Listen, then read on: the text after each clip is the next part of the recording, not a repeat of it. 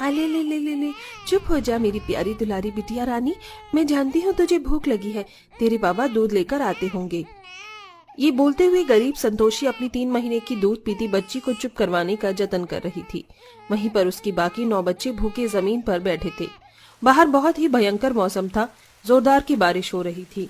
जैसे ये बरसात उस गरीब माँ की जिंदगी में बड़ा तूफान लेकर आने वाला था। तभी दूल्हा बना संतोषी का पति रमेश गले में माला डाले हुए अपनी दूसरी पत्नी के साथ घर में आता है, जिसे देखते ही संतोषी का दिल टूट जाता है। अजी आपने दूसरी शादी कर ली, आखिर क्या कमी कर रही थी मैंने आपकी सेवा में? मेरा नहीं तो कम से कम हमारे 9 बच्चों के बारे में तो सोचते। तेल लेने गई तू और तेरे बच्चे, मैं किसी को नहीं पहचानता। वो कहावत नहीं सुनी क्या तूने, घर की मुर्गी दाल बराबर। मेरा तुझसे मन भर गया है। मेरी पत्नी रूपा है बला की खूबसूरत, निकल जाओ तुम सब मेरे घर से। संतोषी अपने पति के पैरों में गिर पड़ी। अजी मेरे जीते जी तुम मेरी सौतन तो ले आए, कम से कम मेरे बाल बच्चों से तो ये छत मत छीनो। तभी संतोषी की अत्याचारी सास कमला ने उसे जोरदार लात मारी, जिससे बच्चा लेकर वो बाहर गिर पड़ी। वहीं अपनी माँ को मार खाते हुए कुसुम, किरण, बिट्टू, रूही, खुशी, मनीष, मुन्ना, सुमन, पायल सब डरे सहमे से कोने में खड़े देख रहे थे। सुमन माँ की तरफ दौड़ी। माँ तुम ठीक तो हो? तभी एक काली सी कढ़ाई लेके कमला बाहर आई। ये ले मेरी कलमोही बहू, तेरे बाप ने केवल दहेज में ही इकलौती ये कढ़ाई दी थी। इसे और अपने 10 बच्चों को लेकर यहाँ से चली जा, मैं अपने बेटे का नाता रिश्ता तोड़ती हूँ तुझसे। तभी सौतन रूपा जले पर नमक छिड़कते हुए बोली, बेचारी मेरी सौतन, तेरे लिए मुझे बुरा तो बहुत लग रहा है, पर अब देख लिया रूप का जादू कैसे चलता है। मैं दूसरी पत्नी होते हुए भी घर वाली बन गई और तू पहली पत्नी होते हुए भी बाहर वाली है। वैसे सासू माँ ने तुझे कढ़ाई गलत दे दी, तेरे हाथों में कटोरा थमाना चाहिए था। कम से कम भीख मांगकर अपने बच्चों का पेट तो भरवा पाएगी। ऐसा कहकर रूपा ने दरवाजा बंद कर लिया। संतोषी को कुछ भी समझ में नहीं आ रहा था कि वो किस रास्ते जाए। भरी बारिश और तूफान में बेचारी गरीब माँ अपने 10 बच्चों को लेकर रोड पर मारी मारी भटकने लगी। तभी आसमान से बारिश के साथ बड़े बड़े ओले गिरने लगते हैं और एक नुकीले टुकड़े से छोटे से मुन्ना का सर फूट जाता है। माँ मेरा सर फूट गया, माँ खून निकल रहा है। हे भगवान, मेरा लाल, इसके सर से खून बह रहा है। हे माँ पार्वती, आप तो जग माता है, मेरा कोई ठिकाना नहीं है, कहाँ लेके जाऊं इसे, अपने बच्चे को। तभी घना सा जंगल देखकर वो 10 को लेके जंगल में आ गई और वहीं रात गुजारी।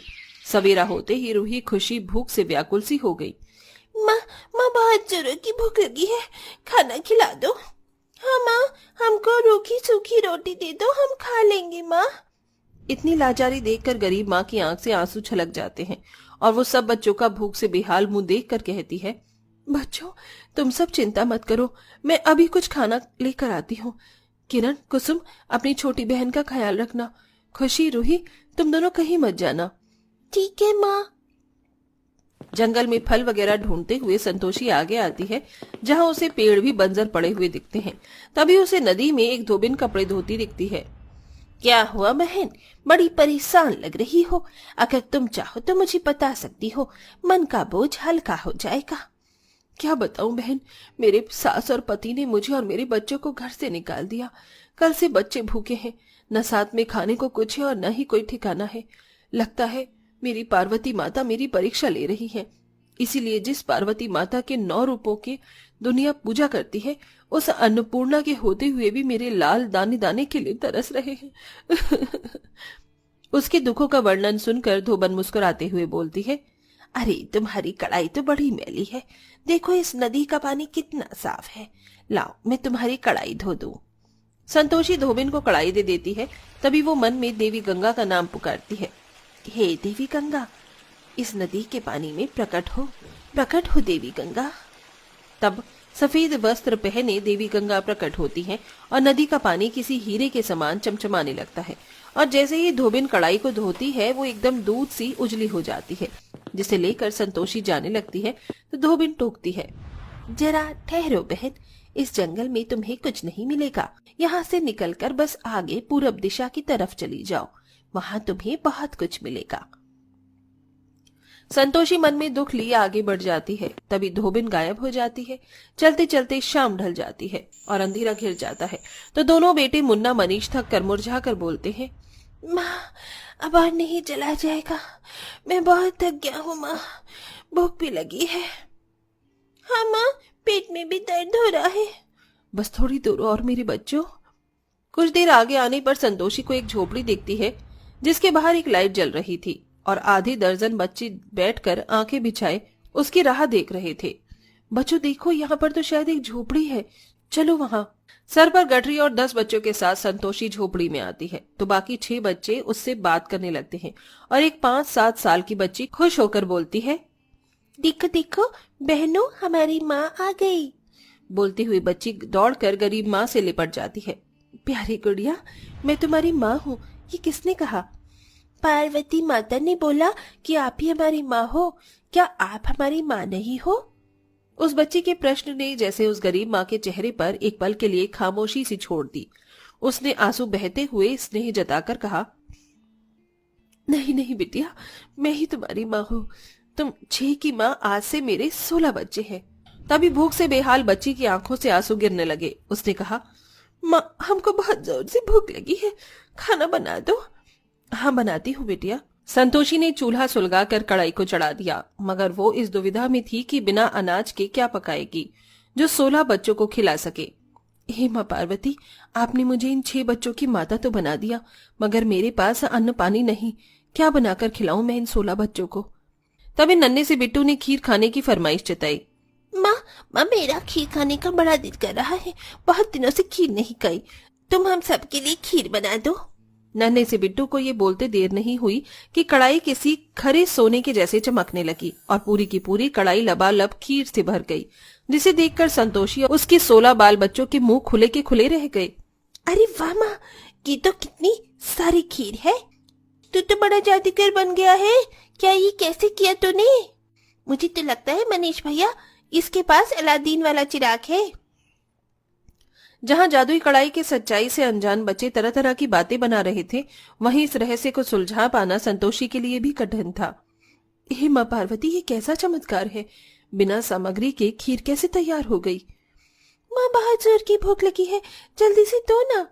फिर गरीब माँ ने अपने 16 बच्चों में बराबर बराबर खीर बांट दी, मगर अभी अचंभा करने वाली बात ये थी कि वो जितना खाते जाते हैं कढ़ाई में खीर उतनी ज्यादा ही बढ़ती जा रही थी। हे भगवान, ये कैसा जादू, कैसा चमत्कार है, कहीं ये झोपड़ी जादू की तो नहीं? यदि ऐसा है तो इसी वक्त ये झोपड़ी महल बन जाए। देखते ही देखते झोपड़ी महलों सी सुंदर हो गई। अब तो जैसे संतोषी की उतावली और बढ़ गई। तभी जादुई कढ़ाई बोल पड़ी, संतोषी संतोषी। कौन मुझे पुकार रहा है? ये मेरी आवाज है, मैं कढ़ाई बोल रही हूँ। भला कढ़ाई कैसे बोल सकती है? ये सोचकर संतोषी ने बड़ी बड़ी आंखें करके पूछा, क्या कढ़ाई? पर कढ़ाई तो निर्जीव वस्तु है, बोल कैसे सकती है? मैं जादुई कढ़ाई हूँ। क्या तुम्हें वो धोबन याद है जो तुम्हें नदी पर मिली थी? वो देवी पार्वती जी थी, उन्होंने ही इस कढ़ाई को जादू कर दिया है। ये सुनकर संतोषी का मन खुशी से भर उठा। उसने जादुई कढ़ाई के जादू को फिर से आजमाया। अगर सचमुच में ये जादुई कढ़ाई है तो मैं चाहती हूँ अभी के अभी ये कढ़ाई पनीर से भर जाए। और गरीब माँ की इच्छा अनुसार जादुई कढ़ाई लबालब कढ़ाई पनीर से भर गई। इसका मतलब ये कढ़ाई सचमुच में जादू की हो गई है।